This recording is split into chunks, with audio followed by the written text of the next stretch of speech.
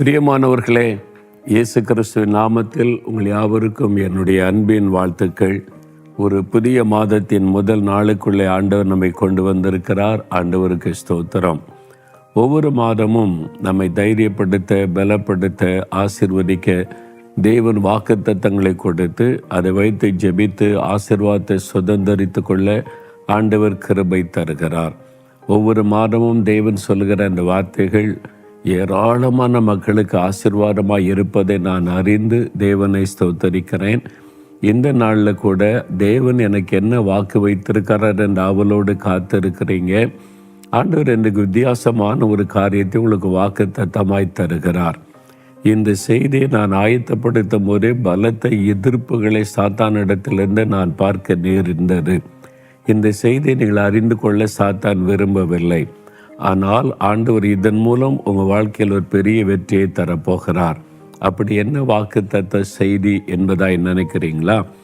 யாக்கோபு எழுதின நிருபம் 4 அதிகாரம் 7வது வசனம். யாக்கோபு 4 அதிகாரம் 7வது வசனம். ஆகையால் தேவனுக்கு கீழ்ப்படிந்திருங்கள், பிசாசுக்கு எதிர்த்து நில்லுங்கள், அப்பொழுது அவன் உங்களை விட்டு ஓடி போவான். ஆண்டு சொல்றார், பிசாசுக்கு எதிர்த்து நில்லுங்கள், அவன் உங்களை விட்டு ஓடி போவான். உங்களை பார்த்து சொல்றார், என் மகனே மகளே, பிசாசை எதிர்த்து நில்லு, அவன் ஓடி போயிடுவான். இப்போ நிறைய பிரச்சனை, நிறைய போராட்டம், நிறைய கஷ்டம், நிறைய நெருக்கம், நிறைய உபத்திரம். ஏன் இந்த மாதிரி நடக்குது? ஏன் என் வீட்டில் உள்ள பிரச்சனை, ஏன் வேலையில் பிரச்சனை, ஏன் தொழிலில் பிரச்சனை, எனக்கு ஏன் என்ன நடக்குதுன்னு கோபம் வருது, எரிச்சல் வருது, மற்றவமெல்லாம் எரிச்சல் படுறீங்களே. இப்போ ஆண்டவர் உங்களுக்கு தெளிவுபடுத்த போகிறார். அதாவது ஒரு காரியத்தை தெளிவாக அறிந்து கொள்ளுங்க. நமக்கு வரக்கூடிய எல்லா பிரச்சனைகள், போராட்டங்கள், நெருக்கங்கள், உபத்திரவத்திற்கு யார் காரணம்? நம்ம மனிதர்களை பார்க்குறோம். என் மனைவி தான் பிரச்சனை, என் கணவரால் தான் பிரச்சனை, என் மாமியாரால் தான் இந்த குழப்பம், என் மருமகளால் தான் இந்த பிரச்சனை, அல்லது இவங்களால், அவங்களால, கூட வேலை பார்க்குறவங்களால, மேல் அதிகாரியால், கூட ஊழியம் செய்கிற ஊழியக்காரரால், இப்படி நம்ம மனிதர்களை பார்த்து கொண்டு இருக்கிறோம். ஆனால் உண்மையான காரணம் என்ன தெரியுமா? 1 பேதுரு 5 அதிகாரம் 8வது வசனம் பாருங்க. 1 பேதுரு 5:8 தெளிந்த புத்தி உள்ளவர்களாயிருங்கள், விழித்திருங்கள், ஏனெனில் உங்கள் எதிராளியாகிய பிசாசானவன் கெர்ச்சிக்கிற சிங்கம் போல எவனை விழுங்கலாமோ என்று வகை தேடி சுற்றி திரிகிறான். உங்களுக்கு ஒரு எதிராளி உண்டு, ஒரு எனிமி உங்களுக்கு உண்டு. அந்த எனிமி யார்? சில நினைக்கிறீங்க, எங்கள் வீட்டில் இவன் தான் எனக்கு எனிமி, இவ தான் எனக்கு எனிமியே அப்படின்னு நினைக்கிறீங்கள.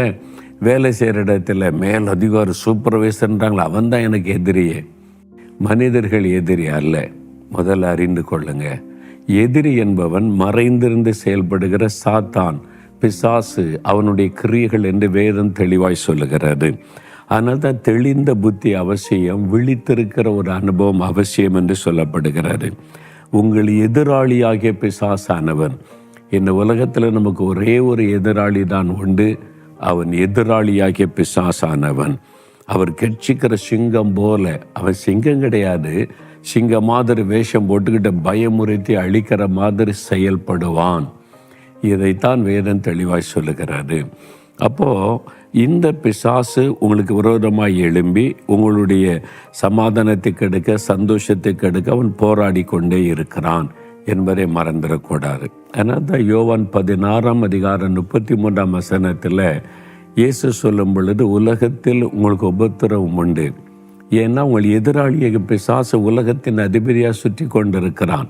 நீங்கள் ரட்சிக்கப்பட்டு அபிஷேகம் பெற்று தேவனுக்கு சாட்சியாய் வாழ ஆரம்பிக்கும் போது, அது ஊழிய செய்ய ஆரம்பித்து விட்டால் அவங்க மேலே கோபத்தோடு எழும்புவான். உங்களை டிஸ்டர்ப் பண்ணணும், உங்களை பாதிப்பை உண்டாக்கணும், உங்களை முடக்கணும், உங்களுடைய சந்தோஷத்தை கெடுக்கணும்னு சொல்லி அவன் கிரியை செய்து கொண்டே இருப்பான். அதனால தான் இயேசு சொல்கிறாரு, அந்த பொல்லாதவன் இருக்கிறதுனால உங்களுக்கு உபத்திரவம் உண்டு, ஆனாலும் பயப்படாதுங்க, சோர்ந்து போகாதுங்க, நான் ஜெயம் தருவேன்னு கர்த்தர் சொல்லி இருக்கிறார். ஆனால் எபேசியர் 6 அதிகாரம் 12 வசனத்தில் வாசிக்கும் போது நமக்கு போராட்டம் உண்டு. ஏதோடு கூட வானமண்டலத்தில் இருக்கிற பொல்லாத ஆவிகள், துறைத்தனம் பண்ணுகிற ஆவிகள், அதிகாரத்தில் கிரியை செய்கிற ஆவிகள், அந்தகார லோகாதிபதிகள், பில்லி சூனியம், மந்திர வல்லமை, இவைகளோடு நமக்கு போராட்டம் உண்டு. கிறிஸ்தவ வாழ்க்கை என்பது உபத்திரவும் போராட்டமும் நிறைந்தது தான். அந்த வழியாக தான் கடந்து போகணும். ஏனென்றால் எதிராளியாகிய பிசாசானவன் தினந்தோறும் நமக்கு விரோதமாய் போராடி கொண்டே இருப்பான். இந்த போராட்டம் கடைசி வரை இருக்கும். ஆனால் ஆண்டவர் என்ன சொல்கிறாருன்னா, நீ ஒன்றும் பயப்படாத, எதிர்த்து நின்று ஓடி போயிடுவான். அவன் போராடி பார்ப்பான். நீ எதிர்த்து நின்றுட்டா அவன் ஓடித்தான் ஆக வேண்டும். அதனால் நீ பயப்படாதபடி பிசாசு எதிர்த்து நல். இன்றைக்கி உங்கள் வீட்டில் பிரச்சனை, வியாபாரத்தில் பிரச்சனை, ஊழியத்தில் பிரச்சனை, உங்களுடைய பர்சனல் லைஃப்பில் போராட்டம், குடும்ப சமாதானத்தில் பாதிப்பு, போராட்டம் வந்து கொண்டே இருக்குதா? நீங்கள் யாரையோ பார்த்து கொண்டு இருக்கிறீங்க. ஆனால் இப்போ ஆண்டவர் சொல்கிறார், உன் எதிராளியாகிய பிசாசு அவன் தான் உனக்கு விரோதமாய் போராடுகிறான். நீ அவனை எதிர்த்து நிற்கணும். இது ஒரு ஆவிக்குரிய போராட்டம். ரட்சிக்கப்பட்ட அபிஷேகம் பெற்ற எல்லா தெய்வ பிள்ளைகளுக்கும் வரக்கூடியது ஆவிக்குரிய போராட்டம், ஸ்பிரிச்சுவல் வார்ஃபேர். அதை கண்ணுக்கு தெரியாத எதிரியோட சண்டையிடுவது, அது பரிசுத்தாவிக்குள்ளே நிறைந்து ஆவியில் யுத்தம் பண்ணுவது. இதைத்தான் ஆண்டவர் உங்களுக்கு சொல்லுகிறார். நீங்கள் எபேசியர் 6:11 வாசிக்கும் போது வேதம் என்ன சொல்லுகிற, பிசாசின் தந்திரங்களோடு, சாத்தானுடைய தந்திரம், அவனுக்கு பெரிய வல்லமை பலன்லாம் கிடையாது. தந்திரமாய் செயல்படுவான், நம்மளை டைவெர்ட் பண்ணிடுவான். அவன் மறைந்திருந்து பிரச்சனை உண்டாக்கிட்டு, உன் பிரச்சனை காரணமே உன் கணவன் தான், உன் மனைவி தான், உன் மாமியார் தான், உன் மருமகள் தான், அல்லது இவங்க தான், அவங்க தான், உன் கூட வேலை செய்கிற அந்த ஊழியக்காரன் தான், இப்படின்னு சொல்லி டைவெர்ட் பண்ணிடுவான். அவன் தந்திரசாலி. ஆனால் மறைந்திருந்து செயல்படுகிறது இந்த பிசாசு தான். அவனை தான் நம்ம டார்கெட் பண்ணணும், அவனை தான் எதிர்க்கணும். அவனை எதிர்த்து ஜெபிச்சு துரத்திட்டிங்கன்னா வீட்டுக்குள்ளே மாற்றம் வந்துடும், ஊழியத்தில் மாற்றம் வந்துடும், வேலை செய்கிற இடத்துல மாற்றம் வந்துடும். நீங்கள் ஜெயிக்க வேண்டிய ஆள் உங்களுடைய குடும்பத்தில் இருக்கிற ஒரு நபர் அல்ல. நீங்கள் ஜெயிக்க வேண்டிய ஆள் உங்களுடைய ஊழியத்தில் இருக்கிற நபர் அல்ல. நீங்கள் ஜெயிக்க வேண்டிய ஆள் உங்களோட கூட வேலை பார்க்குற ஒரு ஆள் அல்ல. மறைந்திருந்து செயல்படுகிற சத்துருவாகிய பிசாசு, அவனை எதிர்த்து நீங்கள் ஜெயிச்சிட்டிங்கன்னா சூழ்நிலைகள் மாறிடும். அதான் வசனம் சொல்லுது, நம்முடைய போராட்டம் மாம்சத்தோடு இரத்தத்தோடு அல்ல. எபேசியர் 6:12 என்ன சொல்லுது, நம்முடைய போராட்டம் என்பது மாம்சமும் இரத்தமும் உடைய மனிதர்களோடு அல்ல. தெளிவாக இருக்குதுல்ல, மாம்சமும் இரத்தமுடைய மனிதர்களோடு நம்முடைய போராட்டம் அல்ல. அவங்க நம்முடைய எதிராளியும் அல்ல. ஆனால் அவளுக்கு பின்னால் நின்று செயல்படுகிற, மறைந்து நின்று செயல்படுகிற ஆவி. இந்த சாத்தான் தந்திரமாக என்ன செய்வான், மனிதர்களை பயன்படுத்தி யுத்தம் பண்ணுவான். உங்கள் கூட வேலை பார்க்குற ஆள் உங்களுக்கு விரோதமாய் தூண்டி விடுவான். மேலதிகாரி உங்களுக்கு விரோதமாய் தூண்டிவிட்டு உபத்திரப்படுத்த நினைப்பான். கணவனை மனைவிக்கு விரோதமாய் தூண்டி விடுவான், மனைவியை புருஷனுக்கு விரோதமாய் தூண்டி விடுவான். மாமியாரை மருமகளுக்கு விரோதமாய் தூண்டி விடுவான், மருமகளை மாமியாருக்கு விரோதமாய் தூண்டி விடுவான். உங்கள் வீட்டுக்குள்ளேயே ஒருவருக்கு விரோதமாய் பிரச்சனை உண்டாக்கி, ஒரு தவறான புரிந்து கொள்ளுதலை உண்டாக்கி சமாதானத்தை கெடுத்து விடுவான். இது மனிதரால் உண்டானதல்ல, மறைந்திருந்து செயல்படுகிற எதிரியாகிய பிசாசானவன். அவனை தான் நீங்கள் டார்கெட் பண்ணணும், அவனை தான் நீங்கள் எதிர்த்து ஜெபிக்கணும். அவனை துரத்திட்டா உங்கள் வீட்டுக்குள்ளே சூழ்நிலை மாறிவிடும், உங்கள் ஊழியத்தில் சூழ்நிலை மாறிவிடும். இதைத்தான் நீங்கள் அறிந்து கொள்ள வேண்டும் என்று கர்த்தர் விரும்புகிறார். அப்போ நம்ம எதில் ஈடுபடுகிறோமோ, ஒரு குடும்பம்னா குடும்ப சமாதானத்துக்கு எடுக்க சாத்தான் போராடுவான். ஊழியன்னா ஊழியத்தில் நம்மை சோர்ந்து போக பண்ண, மடங்கடிக்க, நெருக்கத்தை உண்டாக்க போராடுவான். பிஸ்னஸ்னா பிஸ்னஸில் தடை உண்டாக்கி, தாமதம் உண்டாக்கி, நெருக்கத்தை உண்டாக்கி அதில் போராடுவான். அது மாதிரி இன்றைக்கி என்ன செய்கிறீங்களோ அந்த இடத்துலலாம் உங்களுக்கு விரோதமாய் என்ன செய்யலான்னு தந்திரமாய் செயல்படுவான். நம்முடைய சிந்தனையை சாத்தானை குறித்து யோசிக்க விடாதபடி மனிதர்களை குறித்து யோசிக்க வைத்து விடுவான். இதுதான் சாத்தானுடைய பெரிய தந்திரம் என்பதாக நம்ம அறிந்து கொள்ளணும். அப்போ பிசாசை எதிர்த்து ஜெபிச்சுட்டா சூழ்நிலையே மாறிடும், அந்த ஒரு அட்மாஸ்பியரே மாறிடும், அந்த கிளைமேட் சேஞ்சஸ் வந்துடும். நீங்கள் ஆச்சரியமான மாற்றத்தை பார்க்க முடியும். அதனால தான் பிசாசை எதிர்த்து நில்லுங்கள் என்று ஆண்டவர் சொல்கிறார். அவன் ஓடி போவான். இன்றைக்கி பிரச்சனை, போராட்டம், நெருக்கம், மனக்குழப்பம், டிப்ரெஷன், வருத்தம், வாழணும், இந்த மாதிரி வாழ்க்கை தேவையான ஒரு நெருக்கம், யார் மேலேயோ கோபம், யார் மேலேயோ எரிச்சல், யார் மேலேயோ பகை, அந்த மாதிரி உண்டாகுதில்லை. ரகசியத்தை அறிந்து கொள்ளுங்கள். சாத்தானை எதிர்த்து நில்லுங்க, சூழ்நிலை மாறுவதை பார்ப்பீங்க. அவன் ஓடி போயிடுவான். எதிர்க்கணும், அவ்வளோதான். நம்ம ஐயோ பிசாசு அதை செய்கிறான் இதை செய்கிறான் கட்சிக்கிற சிங்கம் போல் வரான், நான் என்ன பண்ணுறது, நம்மை குறைத்தே நம்ம வருத்தப்பட்டுக்கிட்டு அழுதுகிட்டு சுய பரிதாபத்தை உண்டாக்கி கொண்டு இருக்கிறனால பிசாசுக்கு அது கொண்டாட்டம். ஆண்டவர் சொல்கிறார், இப்படி நீ அழுது கொண்டிருந்தால் சாத்தானை ஜெயிக்க முடியாது. ஐயோ நான் என்ன பண்ணுவேன், கர்த்தருக்கு பிரியமாக தான் இருக்கேன், எனக்கு அப்படி நடக்கணும், எனக்கு அப்படி நடக்கணும், இந்த கேள்வியெல்லாம் கேட்காதபடி எனக்கு விரோதமாக எழும்புகிற பிசாசை நான் இயேசுவின் நாமத்தில் எதிர்க்கிறேன்னு எதிர்த்து ஜெபிச்சு பாருங்கள், சூழ்நிலை மாறும். இந்த பிசாசை எதிர்க்கிற முக்கியமான ஒரு விஷயம் தேவை. என்ன தெரியுமா? 1 பேதுரு 5ஆம் அதிகாரத்தில் 9வது வசனம், விசுவாசத்தில் உறுதியாயிருந்து அவனுக்கு எதிர்த்து நில்லுங்கள். ஆண்டவர் சொல்றார், விசுவாசத்தில் உறுதியாக இருந்தால் தான் சாத்தானை ஜெயிக்க முடியும்.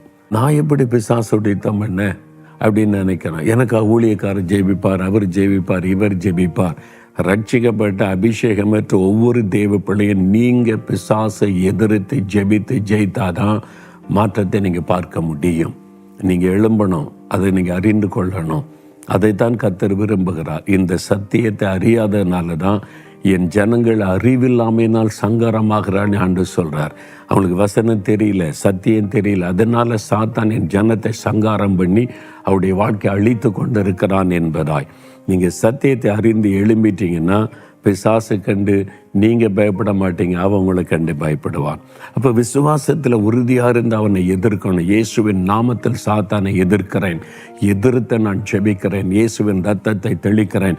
என் மீது அவனுக்கு அதிகாரம் இல்லை, என் குடும்பத்தின் மீது அதிகாரம் இல்லை. பிசாசை ஒரு மனதை கெடுக்கிற ஆவி, சமாதானத்தை கெடுக்கிற ஆவி, என் ஆசீர்வாதத்தை கெடுக்கிற ஆவி, என் ஊழியத்துக்கு விரோதமாய் செயல்படுகிற பிசாசு உன்னை எதிர்க்கிறேன் இயேசுவின் நாமத்தில். அப்படி எதிர்த்து துரத்தி செபிங்க, மாற்றம் வரும். அப்படி எதிர்க்கணுமானா விசுவாசத்தில் உறுதியாக இருக்கணும், அதான் ரொம்ப முக்கியம். அப்போ என்ன விசுவாசம் நமக்கு இருக்கணும்? ஒரு 3 காரியம் சொல்கிறேன், வசனம் நல்ல கனி. 1 யோவான் 4ஆம் அதிகாரம் 4வது வசனத்தில் அழகாய் வசனம் சொல்லுகிறது, உலகத்தில் இருக்கிறவனிலும் உங்களில் இருக்கிறவர் பெரியவர். முதலாவது நம்ம விசுவாசிக்க வேண்டிய காரியம், உலகத்தில் இருக்கிற சாத்தானை காட்டிலும் எனக்குள் இருக்கிற இயேசு பெரியவர். சாத்தானை ஜெயித்தவர், சாத்தானை காலின்களை நசிக்கினவர். அதனால் எனக்குள் இருக்கிற இயேசுதான் பெரியவர். இந்த விசுவாசத்தில் உறுதியாக இருக்கணும். அதனால் சாத்தான் என்னை மேற்கொள்ள முடியாது, என்னை ஜெயிக்க முடியாது, என்னை அழிக்க முடியாத. காரணம், என்னோடு கூட இருக்கிற இயேசு சாத்தானை விட பெரியவர், அவனை ஜெயித்தவர், அவனை காலின்களை நசிக்கினவர். அந்த விசுவாசம் உங்களுக்கு இருக்குதா? அந்த விசுவாசத்தில் உறுதியாக இருக்கணும். நீங்கள் கட்சிக்கிற சிங்கம் மாதிரி வர, அப்படி வர, இப்படி வரான்னு பார்க்குறீங்க.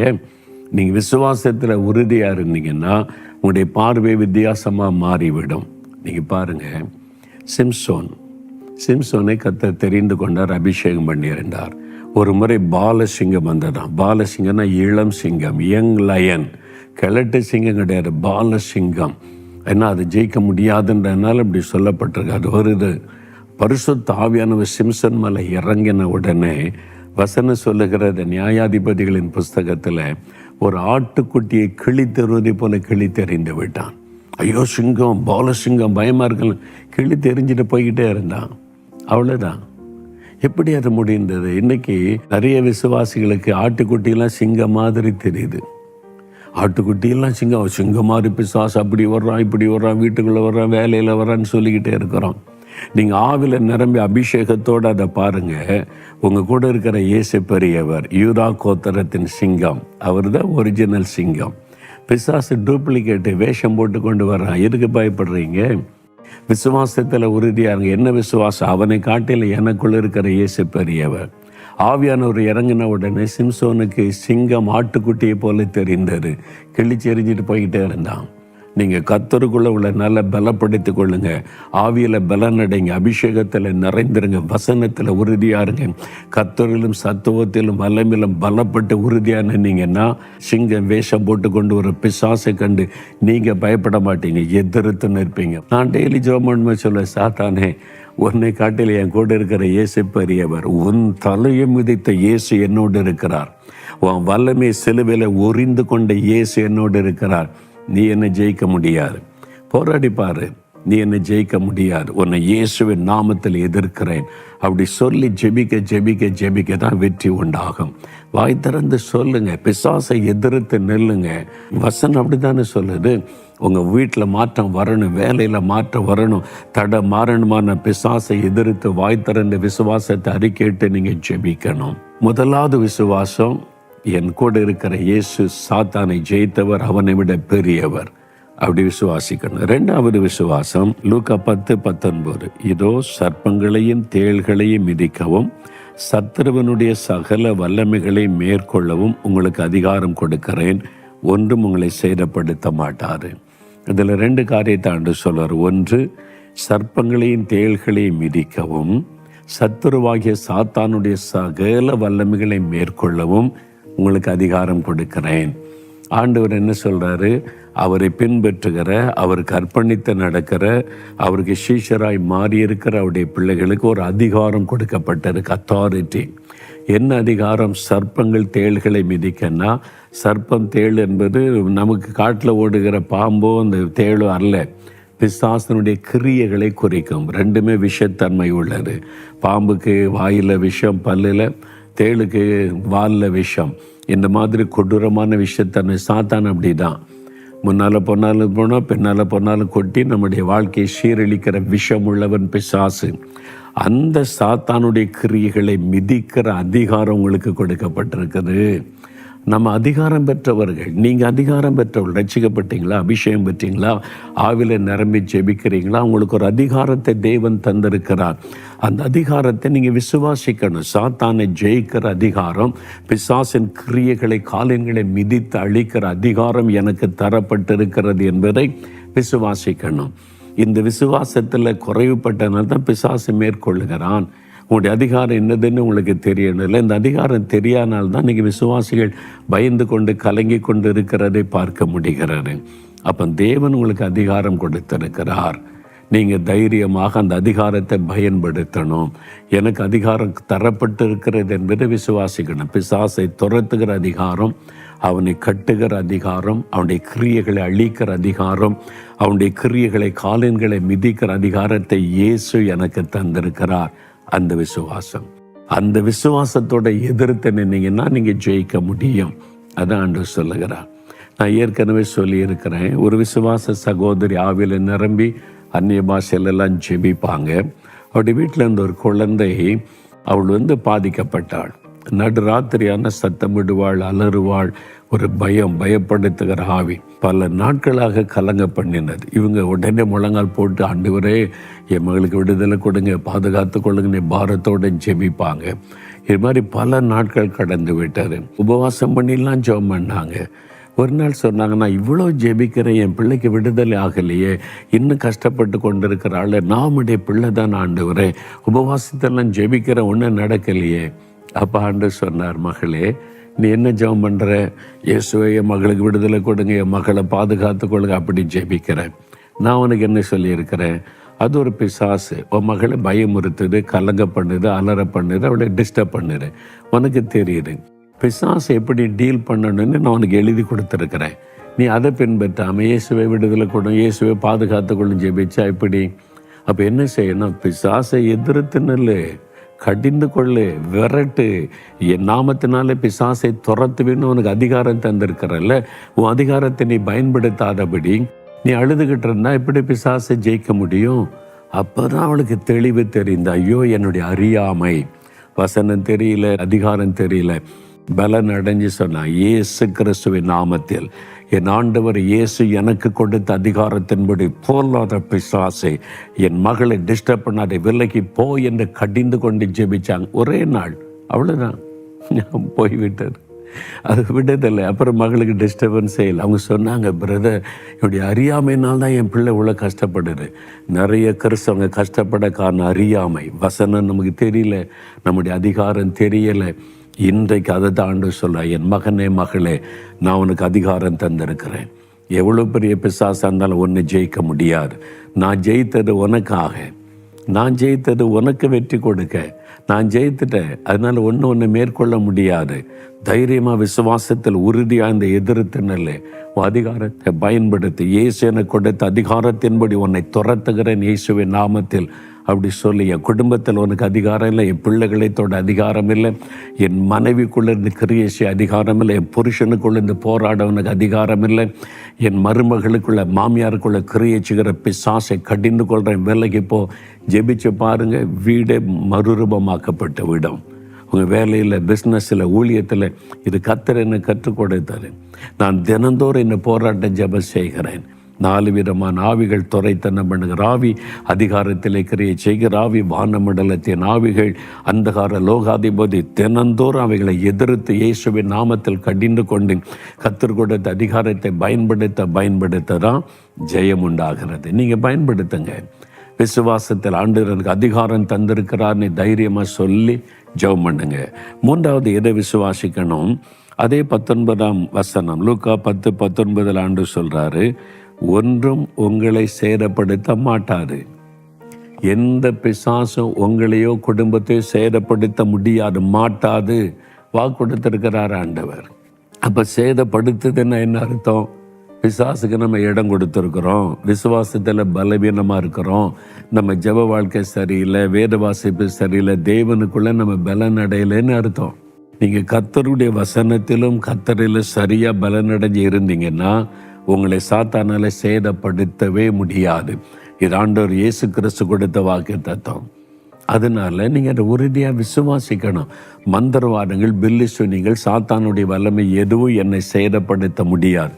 போராட்டம் உண்டு, போராடுவான், உங்களை சேதப்படுத்த முடியாது. போராடுவான், உங்களை முடக்கி விட முடியாது. போராடுவான், உங்களை அழித்து விட முடியாது. அதான் விசுவாசம். தினந்தோறும் எனக்கு போராட்டம் இருக்குது, போராடி தான் பார்க்குறான் பிசாசு.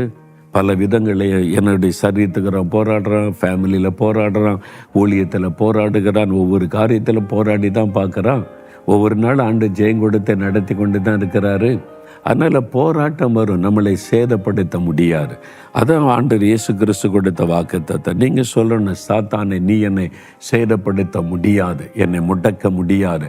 என்னை உன்னை காட்டில என்னோடு இருக்கிற இயேசு பெரியவர், உன்னை ஜெயித்த இயேசு என்னோடு இருக்கிறார். அந்த இயேசுவின் நாமத்தில் உன்னை கடிந்து கொள்கிறேன், உன்னை எதிர்த்து நிற்கிறேன், நீ விலகி போய் இயேசுவின் நாமத்தில் அவருடைய ரத்தத்தை தெளித்து ஜெபிக்கிறேன் சொல்லி ஜெபிச்சு பாருங்க, மாற்றத்தை காண்பீங்க. எனக்கு ஒரு ஊழியக்காரரை தெரியும், அபிஷேகம் பெற்று நல்ல கர்த்தரால் பயன்படுத்தப்பட்டு கொண்டு வந்தவர். அவர் ஒரு பட்டணத்தை ஒழித்து போயிருந்த போது முதல் நாள் கூட்டம் முடிந்தது. நிறைய ஜனங்கள் தொடப்பட்டாங்க, ரட்சிக்கப்பட்டாங்க. அன்று இரவு வெள்ளிக்கிழமை அன்றைக்கு முதல் நாள் கூட்டம் முடிந்தது. இரவில் அவர் நித்திரை செய்து கொண்டிருந்த போது தங்கியிருந்த இடத்துல ஒரு பொல்லாத ஆவி வந்தது. ஒரு பொல்லாத ஆவி வந்து நின்றார். அவருக்கு ஆவிலை விழிப்பு வந்து கவனித்த ஒரு ஆவி வந்து ஒரு படுக்கை பக்கத்தில் நிற்கிறாரு. இவரை தாக்குவதற்காக ஏவப்பட்டு அனுப்பப்பட்ட ஒரு ஆவி அது. அவர் பார்க்குறாரு, தெளிவாக தெரிஞ்சிட்டு ஒரு ஆவி வந்து நிற்கிது, என்னை குறிவைத்து தாக்க வந்திருக்கிறது. அந்த ஆவியான டக்குன்னு வெளிப்படுத்திட்டு மந்திரவாதம், பில்லி சூன்யம் பண்ணி அந்த ஆவியை ஏவி விட்டுருக்குறாங்க. நீ இயேசுவை மகிமைப்படுத்துறதுனால நாளைக்கு என்னை பேசக்கூடாது, ஒன்று முடைக்கிறனோ என்பதற்காக அந்த ஆவி ஏவப்பட்டு இருக்கிறது அப்படின்னு ஆவி என்னை வெளிப்படுத்தினார். இவர் சொன்னார், பிசாசே, நான் பரிசுத்தாவினால் அபிஷேகம் பண்ணப்பட்டவன், நீ என்னை தொட முடியாது, நீ என்னை சேதப்படுத்த முடியாது. அப்படி சொன்ன உடனே தலையாட்டு தெரியுங்குது. பிசாசு கூட தெரியும், நீங்கள் அபிஷேகம் பண்ணப்பட்டிருக்கிறீங்க, ஆண்டவுடைய பாதுகாப்புக்குள் இருக்கீங்க, உங்களை சேதப்படுத்த முடியாதுன்னு அவனுக்கு தெரியும். பயமுறுத்தி பார்ப்பான். நீங்கள் பயத்துக்கு இடம் கொடுத்துட்டா உங்களை மேற்கொள்ள முடியும். அதனால தான் முதல்ல பயத்தை கொண்டு வரதா அவர் சில காட்சிகளை காண்பிக்கிறது, சொப்பனங்களை காண்பிப்பது, சில காரியத்தை பண்ணுவார். இயேசுவின் நாமத்தில் உன்னை கடிந்து கொள்கிறேன், என் கூட இருக்க இயேசு பெரியவன் சொல்லி பாருங்கள், பிசாசன் நடுங்கிடுவான். உங்களுடைய விசுவாசம் உள்ள வார்த்தைக்கு தான் அவன் பயப்படுவான். நீங்கள் பயந்துட்டீங்கன்னா உங்களை மேற்கொள்ளுவான். பாருங்கள், இயேசுவின் நாமத்தினால ஓடி போயிருன்னு சொன்ன அவ்வளோ நான் போய் விட்டார். அவன் ராத்திரி எல்லாம் உட்காந்து மந்திரம் போட்டு மணிக்கணக்காக பிசாசு அனுப்பினா ஒரே ஒரு வார்த்தை, இயேசுவின் நாமத்தால் ஓடி போச்சு. அவ்வளோதான் அவனுடைய வரலாமை. அதனால எண்ணாகம் 23:23 என்ன சொல்லப்பட்டிருக்கிறது, யாக்கோபுக்கு விரோதமான மந்திரவாதம் இல்லை, இஸ்ரவேலுக்கு விரோதமான குறி சொல்லுதல் இல்லை. நீங்கள் விசுவாசித்தீங்கன்னா மந்திரவாதம் பெலிசனை என்னை ஒன்றும் பண்ண முடியாது, என் குடும்பத்தை ஒன்றும் பண்ண முடியாது. ஆனால் நீங்கள் யாக்கோபா இருக்கணும், இஸ்ரவேலாக இருக்கணும். ஆண்டவருக்கு ஒப்பு கொடுத்து அர்ப்பணித்து யாக்கோபா இஸ்ரவேலாய் மாற்றின ஆண்டவர் அவரோடு கூட ஐக்கியத்தில் சரியாக இருந்தால் எந்த மந்திரவாரமும் பலிக்காது, பில்லிசூனியம் பலிக்காது. குறி சொல்றது உங்களுக்கு விரோதமாக யார் சபிச்சாலும் அந்த குறி சொல்கிற ஆவியனுடைய வார்த்தை பலிக்காது. விசுவாசிங்க, இதுதான் உங்களுக்கு இருக்க வேண்டிய விசுவாசம். அந்த விசுவாசத்தோட எதிர்த்து ஜெபிச்சிங்கன்னா நீங்கள் பிசாசை ஜெயிக்க முடியும். உங்களுடைய வீட்டுக்குள்ள, வேலையில், ஊழியத்தில், பிஸ்னஸில் ஒரு பெரிய மாற்றத்தை இன்று முதல் நீங்கள் பார்ப்பீங்க. நீங்கள் பிரச்சனையை பார்த்து கொண்டு இருக்கிறீங்க, பிரச்சனைக்கு பின்னால் நிற்கிறது யாருன்னு பாருங்க. மறைந்து இந்த செயல்படுகிற சாத்தான் பிசாசு உங்களுக்கு விரோதமாய் கோபத்தோடு செயல்படுகிறான். நீங்கள் மனிதர்களோடு யுத்தம் பண்ணி கொண்டு இருக்கிறீங்க, மனிதர்களோடு சண்டை போட்டு கொண்டு இருக்கிறீங்க. அதை விட்டு மறைந்திருந்து செயல்படுகிற ஆவிக்கு விரோதமாக யுத்தம் பண்ண ஆரம்பிங்க. அவனை இயேசுவின் நாமத்தில் கடிந்து கொள்ளுங்க, எதிர்த்து நில்லுங்க, இயேசுவின் ரத்தத்தை தெளித்து ஜெபிங்க. உடனே ஒரு மாற்றம் வருவதை நீங்கள் பார்ப்பீங்க. ஆண்டவர் சொல்லுகிறார், பிசாசுக்கு எதிர்த்து நில்லுங்கள், அவன் உங்களை விட்டு ஓடி போவான். ஓடித்தான் ஆக வேண்டும். அந்த அதிகாரம் நமக்கு தரப்பட்டு இருக்கிறது. இப்போ விசுவாசத்தோடு அறிந்து கொண்டீங்களா உங்களுடைய அதிகாரம் என்ன? தேவன் உங்களை தெரிந்து கொண்டு இருக்கிறது, உங்களை அபிஷேகம் பண்ணி இருப்பது, உங்களுக்கு கொடுத்திருக்கிற அதிகாரம் தெரிஞ்சிட்டு இல்லை. எதிர்த்து நில்லுங்க. சாத்தா எங்கே போராடுறான்? பிள்ளைகள் வழியாக போராடுறானா, கணவர் வழியாக போராடுறானா, மனைவி வழியாக கிரியை செய்கிறானா, மாமியார் வழியாக, மருமகள் வழியாய் போராடுறானா, அல்லது பக்கத்து வீட்டுக்காரங்க, எதிர் வீட்டுக்காரங்க, அல்லது கிராமத்து ஆட்கள் மூலமாக, சொந்தக்காரங்க மூலமாக போராடுறானா, அல்லது கூட வேலை பார்க்குற மூலமாக, மேல் அதிகாரி மூலமாக போராடுறானா, அல்லது யாரோ மந்திரவாத பில்லிசுனி செய்கிறாங்க, பிஸ்னஸை பாதிக்க, அப்படிலாம் நீங்கள் நினச்சி இந்த போராட்டத்தில் நிற்கிறீங்களா? எதுவாக இருக்கட்டும், நீங்கள் எதிர்த்து நின்றால் ஜெயிச்சிருவீங்க. பிசாசை எதிர்த்து நிற்கணும். இப்போ அப்படி தான் ஜெபிக்க போகிறோம். ரெடியாக நீங்கள் முதல்ல அப்படியே கண்களை மூடி, இயேசுவே என்னை பரிசுத்தப்படுத்தும், உம்முடைய வல்லமையினால் நிரப்பும். நான் சாத்தானை எதிர்த்து நிற்க என்னை பரிசுத்தப்படுத்தி ஆயத்தப்படுத்த வல்லமையினாலே நிரப்பும், பரிசுத்த ஆவியினாலே நிரப்பும். உம்முடைய ரத்தத்தினால கழுவி, உம்முடைய ரத்தத்தினால என்னை பலப்படுத்தி கொள்ள என்னை ஒப்பு கொடுக்கிறேன். பரிசுத்த ஆவிக்குள்ள என்னை பலப்படுத்தி கொள்ள ஒப்பு கொடுக்கிறேன். என்னை சுத்திகரியும். நான் என்னை ஒழுங்கா ஜெபிக்கணும், வசனத்தை தியானிக்கணும், கர்த்தருக்குள்ளே பலனடைஞ்சு நிற்க என்னை ஒப்பு கொடுக்கிறேன். இன்றைக்கு எனக்கு விரோதமாக எழும்பி இருக்கிற பொல்லாத ஆவி, சாத்தானுடைய கிரியைகளை எதிர்த்து நிற்க எனக்கு கற்றுக் கொடுத்ததற்காய் ஸ்தோத்திரம். என் விசுவாசத்தை பலப்படுத்தும். நான் விசுவாசிக்கிறேன், அந்த பொல்லாத சாத்தானை காட்டிலும் என்னோடு இருக்கிற நீர் பெரியவர். அந்த பிசாசை காட்டிலும் எனக்குள் இருக்கிற இயேசுவாகிய நீர் பெரியவர். நீர் சாத்தானை ஜெயித்து விட்டீர், அவனை சிலுவையிலே காலின்களை நசிக்க விட்டீர், அவனுடைய தலை மிதிக்கப்பட்டு விட்டது, அவன் மீது ஜெயம் எடுத்து விட்டீர். எனக்காகவே நீர் வெற்றி சிறந்தீர். ஆண்டவரே, நான் அதை விசுவாசிக்கிறேன். எனக்கு அதிகாரம் தந்திருக்கிறீர் சாத்தானை மேற்கொள்ளவும் துரத்தவும். ஆண்டவரே, எனக்கு அதிகாரம் தந்திருக்கிறீர், அதற்காய் ஸ்தோத்திரம். ஒன்றும் என்னையும் என் குடும்பத்தை சேதப்படுத்த முடியாது. மந்திர வல்லமை, பில்லிசூனிய வல்லமை, எரிச்சலின் ஆவி, பொறாமையின் ஆவிகள், எந்த ஆவிகள், வானமண்டலத்தின் ஆவிகள், அந்தகார வல்லமைகள், துரைத்தனம் என்கிற ஆவிகள், எந்த வல்லமையும் எந்த ஆவியும் என்னையும் என் குடும்பத்தை சேதப்படுத்த முடியாது. அந்த அதிகாரத்தை எனக்கு தந்திருக்கிறேன். நீ சொன்னபடி நான் இயேசு கிறிஸ்துவின் நாமத்தில் எனக்கு விரோதமாய் போராடுகிற ஆவிகளை நான் எதிர்த்து நிற்கிறேன். இயேசுவின் நாமத்தில் அவைகளை எதிர்த்து துரத்துகிறேன். இயேசுவின் ரத்தத்தை தெளித்து நான் ஜெபிக்கிறேன். வியாதியை கொண்டு வருகிற ஆவிகளை இயேசுவின் நாமத்தில் கடிந்து கொள்கிறேன். என் குடும்பத்தில் திரும்ப வியாதியை கொண்டு வந்து நஷ்டப்படுத்தி வீண் செலவுகளை உண்டாக்குற பொல்லாத பிசாசை இயேசுவின் நாமத்தில் கடிந்து கொள்கிறேன். சகல வியாதிகளும் குடும்பத்தை விட்டு விலகட்டும். சாபத்திலே கிரியை செய்கிற ஆவிகள், பரம்பரையாய் தொடர்ந்து வரக்கூடிய பாவங்கள், சாபங்கள், வியாதிகள், நஷ்டங்கள், இழப்புகள், இந்த கலங்கங்களை கொண்டு வருகிற பொல்லாத சாத்தானை கடிந்து கொள்கிறேன். இயேசுவின் நாமத்தில் உம்முடைய ரத்தத்தை தெளிக்கிறேன். சாத்தானுடைய கிரியைகளை மேற்கொள்கிறேன். அந்த வல்லமைகள் அழிக்கப்பட்டு போகட்டும், ஜெயம் உண்டாகட்டும். இன்று முதல் வியாபாரத்திலே மாற்றம், வரட்டும், குடும்பத்திலே மாற்றம் வரட்டும். நான் வேலை செய்கிற இடத்துல, வசிக்கிற இடத்துல பொல்லாத மனிதர்கள், பொறாமை கொண்ட மனிதர்களை எழுப்பி எனக்கு ஒருவருமாய் போராடுகிற பொருளாத அந்த சாத்தானுடைய கிரியைகளை கடிந்து கொள்கிறேன். அந்த மனிதர்கள் மேல் நம்முடைய ரத்தத்தை தெளிக்கிறேன். அவர்களுக்குள்ளே மாற்றம் வரட்டும். நான் அவர்களை நேசிக்கிறேன், அவர்களை மன்னிக்கிறேன். ஆண்டவரே, அவர்கள் அல்ல, அவர்களை பின்னால் நின்று செயல்படுகிற சாத்தானை நான் எதிர்த்து ஜெபிக்கிறேன். என்னுடைய வீட்டுக்குள்ளே கிரியை செய்கிறேன். பொருளாத சத்தனுடைய வல்லமை கடிந்து கொள்ளுகிறேன். நம்முடைய ரத்தத்தை தெளிக்கிறேன்.